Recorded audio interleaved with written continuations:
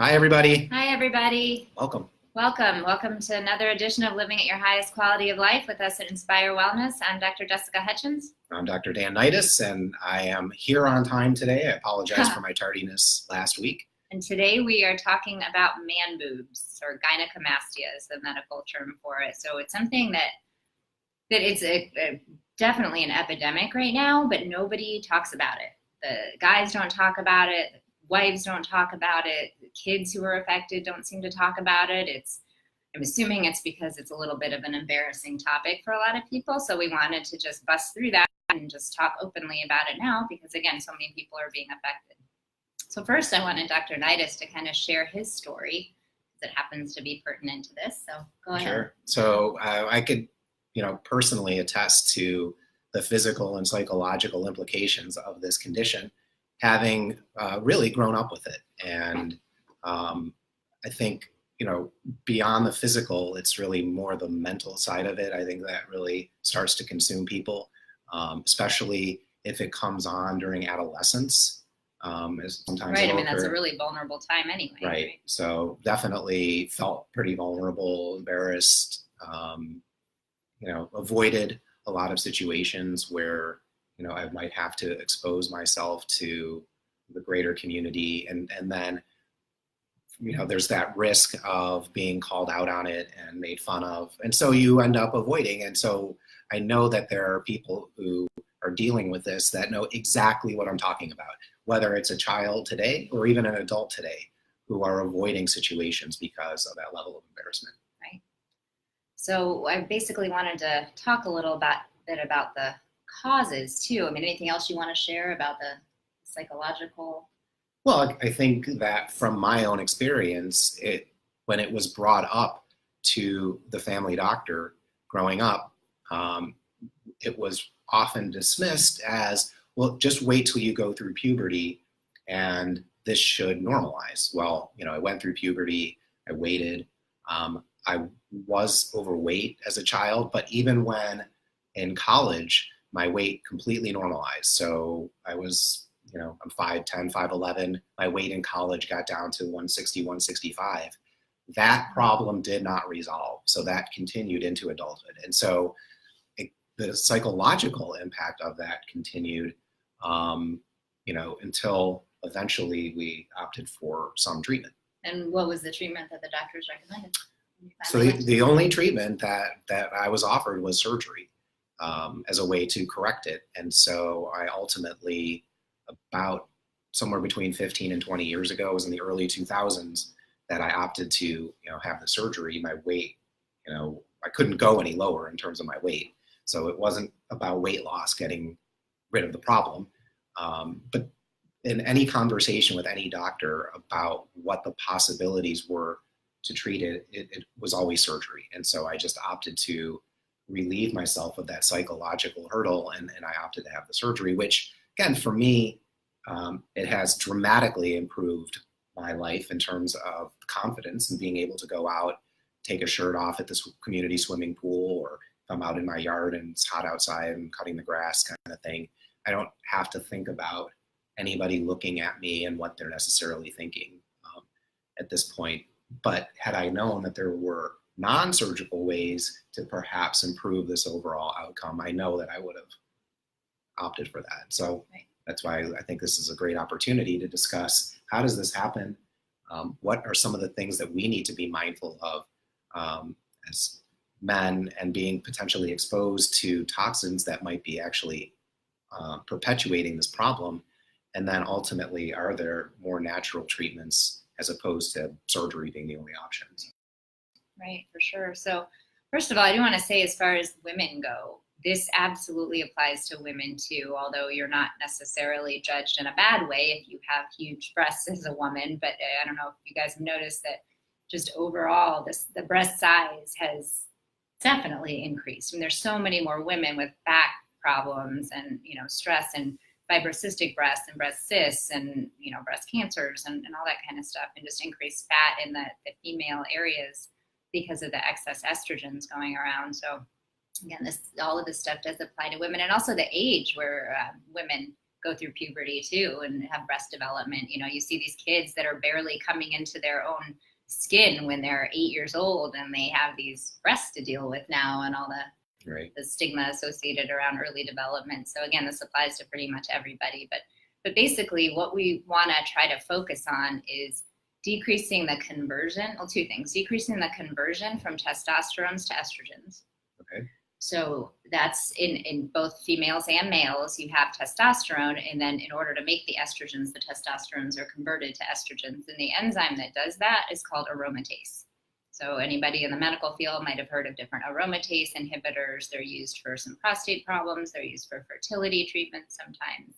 But what that does is it blocks the conversion from testosterones to estrogens. The other big reason for this happening is the inability to metabolize and detoxify the estrogens. So even if they are made and converted from testosterone to estrogen, if you're processing them out, getting them out of your body properly, it's probably not going to be a big problem. But we do have issues with that for sure. And then the amount of exogenous estrogens that I'm sure you've heard us talk about it before, xenoestrogens too. I mean, that I feel like is one of the primary problems. So what does that mean? Because that's a medical term that most people don't know. The xenoestrogens, they're chemicals in the environment that act as estrogens in your body. So they'll bind to estrogen receptor sites at the cells in a not healthy way. And then you can't get rid of them. And so BPA is probably the most well-known xenoestrogen out there. So that's a big reason to avoid plastics. Interestingly, though, there are other bisphenols. So you might see a plastic that's BPA-free and it has, let's say, BPS in it. Well, there are studies showing now that BPS has a stronger affinity for the estrogen receptors on the cells than even BPA does. So be aware of any plastics at all. So definitely controlling your toxins in your environment are probably the number one things that you can do, and for your young kids too, so they don't have to go through this early puberty with the increased risks or all the risks that come along with increased estrogen. So are you talking about like, Tupperware and plastic? Yeah, and even plastic shampoo bottles, the phthalates, the parabens. But what about inhaled plastics? Like like if you get a new shower curtain or all the, now that summer's coming to an end, but all the kids' toys are the slip and slides, those kinds of things are all plastic. Is that, you're talking about that as well? Or is it really just what we're exposed to from an eating standpoint? No, for sure. All those toys and everything. I mean, not so much, I don't think, slipping down a slip and slide as much as when you open it up. And, right, exactly. The smell, all the phthalates. And yes, that's all very, very toxic. And it stresses your liver and it decreases your estrogen metabolism, and it actually acts as these xenoestrogens in your body. So yeah, kid toys and the kids market in general is a huge source of plastics. So is there a way to figure out, so for my issue, was it xenoestrogens or did I have excess, maybe a higher level of testosterone that was then being converted to estrogens? Like, can you actually figure that out where it's coming from? Yeah, I mean, usually there are pretty good urine tests we use now that detect all the hormone metabolites, so the testosterones, the precursors to testosterones, and then all of the estrogen metabolites, which really help determine, is it the too much estrogen problem or too little testosterone? Because it could go either way. You could have a normal amount of testosterone, but if you have way too much estrogen, then you're going to develop the gynecomastia or the man boobs. If you have too little testosterone and a normal amount of estrogen, you can still develop that. So right, by testing the urine hormones, I find that much more valid way than testing in blood work, honestly. And then another big reason for people to have this problem, this imbalance in estrogen and testosterone, is, again, if you're not detoxifying the estrogens, and methylation problems are a big risk factor for that. So if you don't know what I'm talking about, watch our methylation Facebook video as well. But the methylation is one of the steps needed to detoxify the estrogens by the liver, get them put in your gut, and so you can kind of poop them out and they can go away. So if you have methylation issues, which the MTHFR gene predisposes us to have methylation issues, which a huge portion of the population has, then that definitely can be a risk factor. So the plot thickens then, because I know that I have a MTHFR mutation. So had they known that 25 or 30 years ago, perhaps that information could have been used to help. Got it. Right, okay. Yeah. I mean, we'll never know now, but certainly if your methylation could have been supported, might have gone away on its own for sure. And then are there other things that we should be thinking about in terms of exposures that could be potentially increasing? So alcohol is probably the most common in the general public toxin, right? And alcohol absolutely drives the increase from testosterone to estrogens and decreases your estrogen metabolism for sure. So is there a limit to? No, there isn't. I mean, if you do have this problem, I would suggest just trying to avoid it for a couple months and see what happens. You know, if you drink excessively, if you have a drink a week, most likely that's probably not enough to be the main contributing factor.